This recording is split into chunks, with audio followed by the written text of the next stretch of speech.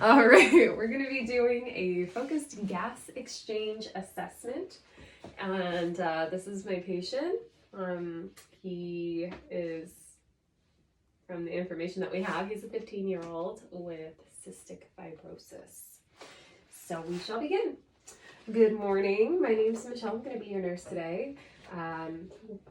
May I have your first and last name and date of birth? Yeah, my name is Kyle Reeves. I was born January 2nd, 2005. Perfect. Thank you. Just the person I was looking for. All right. Well, what brought you in today? Well, I've been having a little bit of a fever, coughing up some greenish and yellow mucus. Oh, okay. Are you having recent changes with your breathing? Yeah, it's been much harder to breathe. Oh, okay. Do you experience infections frequently? I used to, but it's been about 8 months since my last one. Okay. Well, have you ever noticed any other changes going on? It sounds kind of weird, but I've been really thirsty and peeing a lot. Oh, okay. That is definitely different. Okay. Have you been experiencing any weight gain or loss? Actually, yeah, I've lost about 15 pounds in the last 2 to 3 months, but I figure it's just because I'm maturing, losing my baby fat. Okay. And while maturing and growing can definitely cause your weight to fluctuate, 15 pounds is pretty significant for that time frame, especially to drop that much. So there might be something else going on there, and we'll look further into that. So, have you noticed any changes with your energy level lately? Yeah, I think it's a little less than normal. My friends definitely can do more than me because I've always had a little bit hard time being active, because my cystic fibrosis. That's very good. Okay, and reasonably so. That will definitely be a little bit more of a hindrance for you than, say your friends as far as being active. That ability to still breathe and, get yourself active and get your heart rate up probably makes it a lot harder for you because your oxygen demand is greater when you're getting exercise and you're increasing your heart rate. But because your cystic fibrosis and the mucus buildup, it makes it hard for you to get the oxygen that you need. So definitely, don't overdo it and don't try to keep up with your friends if you feel like you're really kind of, having a hard time. It's important to stay safe. Okay. All right? So I'm just going to do a quick physical assessment on you and just kind of see baseline where you're at right now, okay? Okay. First, if you don't mind, I just want to take a look and if I can look into your nose right there, thank you. And I would be using a pen light for this. I have good lighting in the room so I can see clearly into his nostrils there. For my patient right now, there is no deviation of the septum, no abnormalities with his nares that would impair his breathing. But for my cystic fibrosis patient, he'd probably have some mucus buildup in there and have some drainage. He'd probably be exhibiting a little bit more work of breathing and be coughing up some mucus. And so we're going to just do a quick set of vitals. I would get your blood pressure, which has already been done in other videos, so I'm not going to repeat it here for sake of time. Same with oxygen saturation, heart rate, and respiratory rate. For my patient, observing the vitals, we would probably see that he has the increased work of breathing, probably, anywhere from 20 to 30 breaths per minute for somebody in his age range with his disease process. And, oh my goodness, his BP might be a little bit elevated. Oxygen saturation will probably be in the low 90s, maybe even the high 80s. which we'd want to definitely get some supplemental oxygen on him. His pulse will probably be increased as the body tries to get more blood flow to deliver the oxygen and nutrients that it needs. And so we'll continue on. Doing my visual assessment, I would ask him to produce one, if he is able to cough up some of that sputum so I can observe it and see if it truly is the yellowish green that he indicated originally. And then continuing on, as we inspect the patient, we would kind of go down and I'd be looking at, equal rise and fall of the chest. I would want to, if you don't mind, sir, observe his abdomen. For my patient specifically, he has what seems to be, with the new complaint of the increased thirst and frequent urination, is that he's probably now either pre-diabetic or diabetic. Most likely he's diabetic now, and I do believe in the assignment he does end up being diagnosed with diabetes. But he's diabetic, and believe also has liver disease as a result of all his other disease processes. So we'll see the signs and symptoms of that. Our patient would have potentially abdominal distension with visible veins on the abdomen from the stretching. So we would see the ascites, and with his liver disease, we'd probably start to see the effects of, the body's buildup, and that being in the form of jaundice. That's what I would probably see, maybe in the sclera of the eyes, skin tone of the body. Then we would want to move on to auscultation. So I am going to take a listen to your lungs.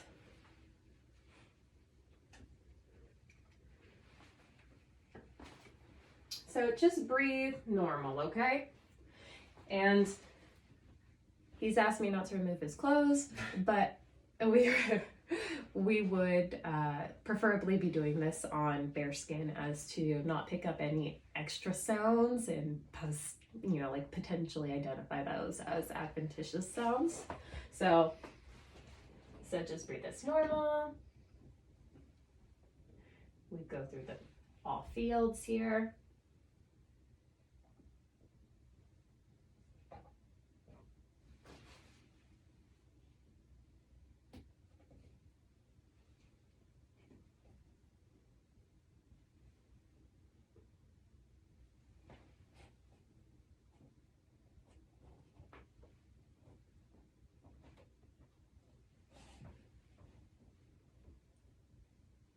Okay, so after listening to the anterior aspect of the patient, we'll go posterior and listen to the back side of the lungs. If you could just lean forward and continue to breathe as normal.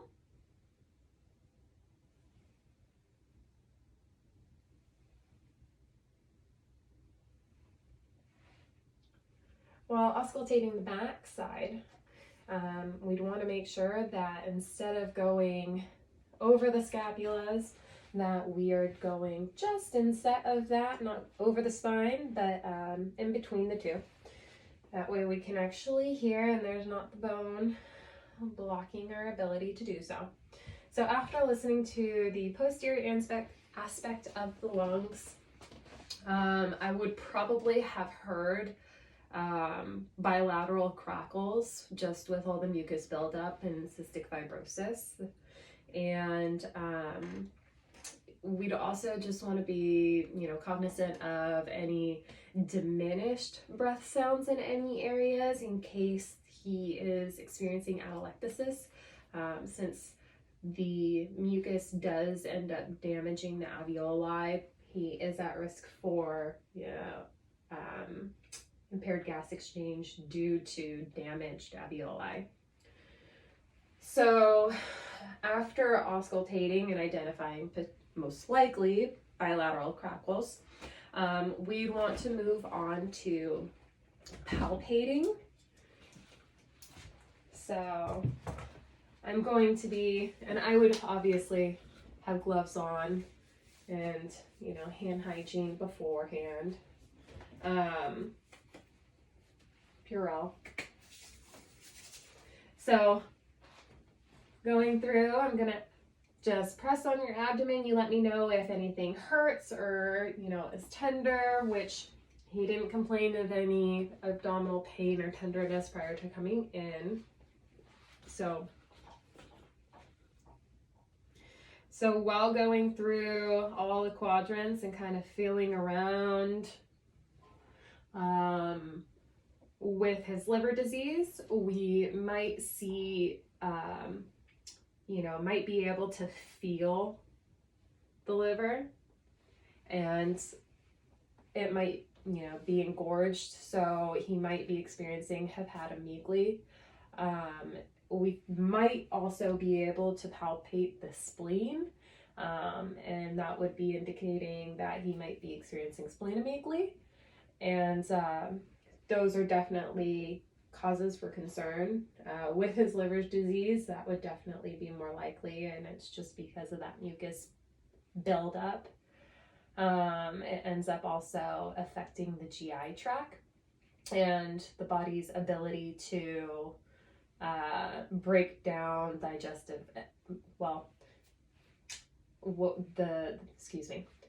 the mucus production in the pancreas will decrease the enzymes that help break down food and nutrients for the rest of the body. So, unfortunately, that would probably cause also some fatty stools. And so we'll ask about that too. But continuing on, after palpating, we also do percussion, which we might be able to also identify the enlarged liver or spleen. And that would just be, and listening for the dull sounds. Moving on from the physical assessment, we'd want to also, we'd want to do a capillary refill, check and see that color returns within 3 seconds of blanching. Ideally 3 seconds or more is too long, especially for somebody who's 15 years old and should have great perfusion. So we would also want to just note take the respiratory rate, depth, and work of breathing. And we would move on to assessing his lab values. For our patient, we would probably experience, we would see increased blood glucose level, and that would for him be a non-fasting of like 200 or more, most likely. We would probably see an A1C of 6.5% or greater, or a fasting glucose of like 125, 126 or greater. And I believe that's it. So kind of our breakdown on our patient here, we have identified that within his vitals, he's probably got an increased temperature. Heart rate would probably be around 90. O2 saturation would be low 90s, upper 80s. BP might be slightly increased. Respiratory rate would definitely be increased with work of breathing.